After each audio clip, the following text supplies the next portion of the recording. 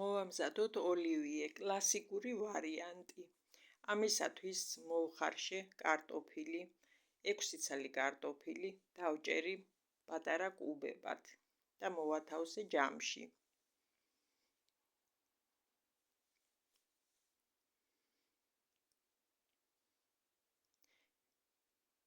დავუმატე კონსერვირებული მწვანე ბარდა. ამ შემთხვევაში გამოვიყენე 2-800 გრამიანი ქილით. გავრეცხე, გადაუწურე თავისი წვენი, გავრეცხე, დავწკრიტე და ამ ფორმით მოვიხმარ ამ სალატში. ასევე ვამატებ 5 ცალ სტაფილოს, მოხარშულ სტაფილოს კუბებად დაჭრილს.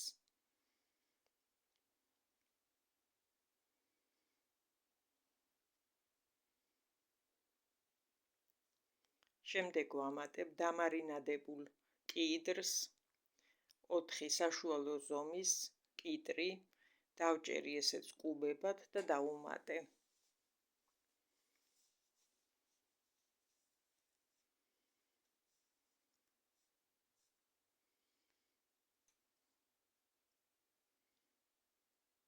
ამის მერე უკვე ვამატებ ასევე კუბებად დაჭრილ მოხარშულ კვერცხს. ამ პორციისთვის ვიყენებ 3 ცალ კვერცხს.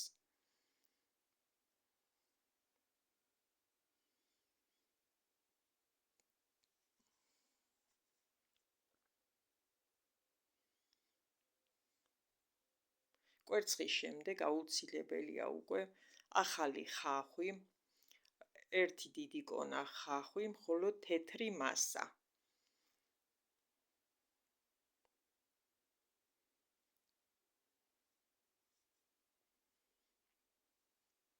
შემდეგ უკვე ვამატებ ოხრახუშს და კამას, ასევე წვრილად დაჭრილს, რომელიც ძალიან უხდება ოლივიეს.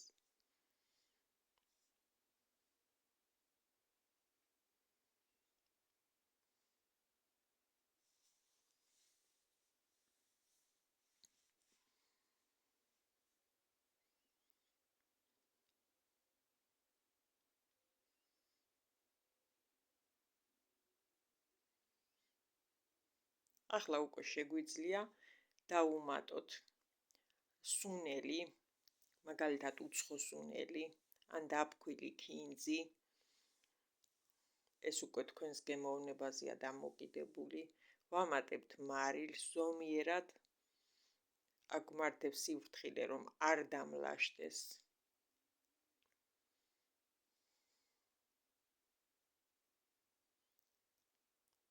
ვამატებთ ასევე წვრილად დაფქვილ პილპილს.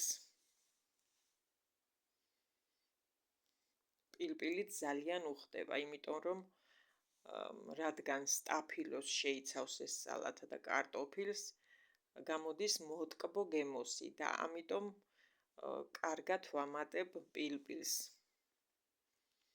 და ბოლოს ვამატებ სახლში მომზადებულ მაიონეზს, რომელიც წინა ვიდეოში შემოგთავაზეთ. არის ძალიან გემრიელი და სასარგებლო.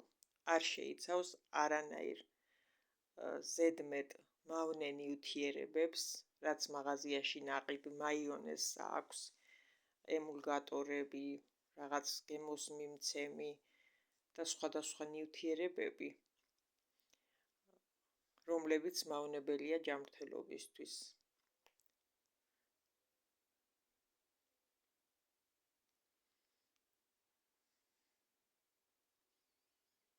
ეს 1 პორცია მაიონეზი საკმარისია ამ რაოდენობის პროდუქტზე. ამოურევთ კარგად. შემდეგ რამდენიმე საათით ვინახავ მაცივარში, რათა გემოები ერთმანეთს კარგად გაუჯდეს და ისე გამოვიყენებთ.